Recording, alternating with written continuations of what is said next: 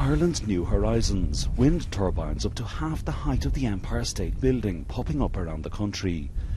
They're to help meet European green energy targets, but also bring in cash after economic crash by cutting fuel imports and selling power to Britain next door. This is the Bog of Allen, where turf harvested for fuel has run out in some of the vast peatland plain blanketing central Ireland. The graveyard of one energy resource has become the cradle for another, a site for scores of new wind farms, some for Ireland's new power-sharing hopes with Britain.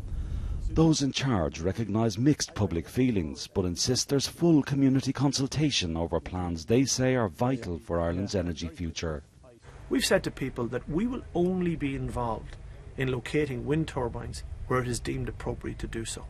We're not in the business of trying to destroy the landscape.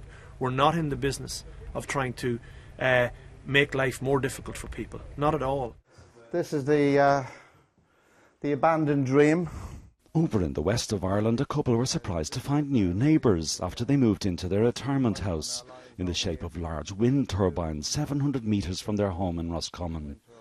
They say that repetitive noise stopped them from sleeping and made them seriously ill, forcing them to abandon their home.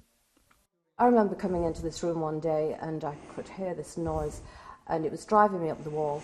And I remember thinking there wasn't a single solitary room in this house, in our home, that I could go to just sit quietly and rest. Why should we all pay extra money in our bills to pay for whoever it is to export power? Springing up across Ireland like the wind farms are scores of new protest groups, uniting nationally through social media. Campaigners claim giant turbines are ruining rural Ireland.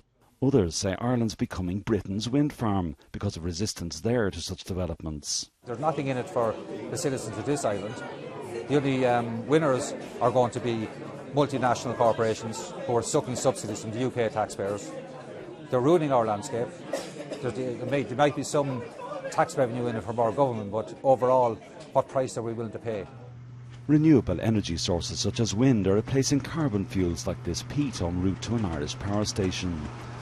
Austerity in Ireland has been marked by a relatively mute public response compared to some other countries, a stark contrast to the rising rural storm over wind farming.